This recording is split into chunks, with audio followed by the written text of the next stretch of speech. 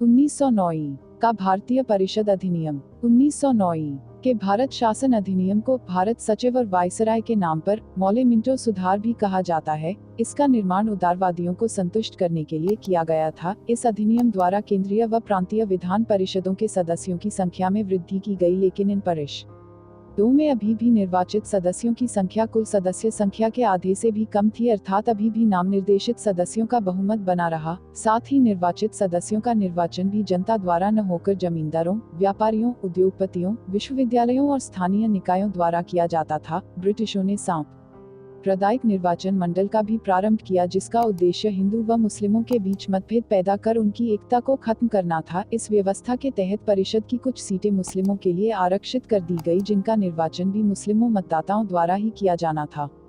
इस व्यवस्था के द्वारा ब्रिटिश मुस्लिमों को राष्ट्रवादी आंदोलन से अलग करना चाहते थे। उन्होंने मुस्लिमों को बहकाया कि उनके हित अन्य भारतीयों से अलग है। भारत के राष्ट्रवादी आंदोलन को कमजोर करने के लिए अंग्रेज लगातार संप्रदायवाद को बढ़ावा देने वाली नीतियों का अनुसरण करते रहे। संप्रदायवाद के प्रसार ने भारतीय एकता और स्वतंत्रता के आंदोलन को गंभीर रूप से प्रभावित किया। भारतीय राष्ट्रीय कांग्रेस ने 1909 के अपने अधिवेशन में इस अधिनियम के अन्य सुधारों का तो स्वागत किया, लेकिन धर्म के आधार पर पृथक निर्वाचक मंडलों की स्थापना के प्रावधान का विरोध किया।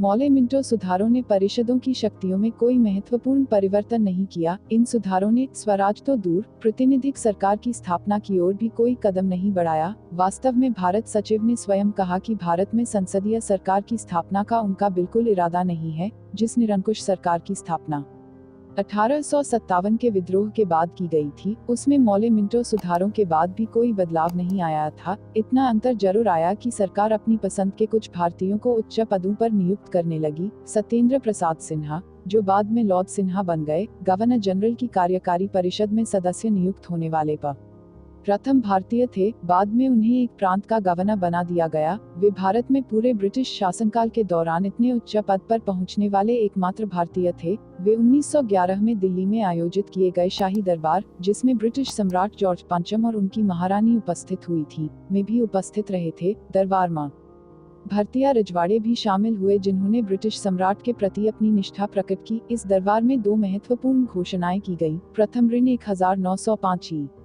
से प्रभावी बंगाल के विभाजन को रद्द कर दिया गया। द्वितीय, ब्रिटिश भारत की राजधानी कलकत्ता से दिल्ली स्थानांतरित कर दी गई।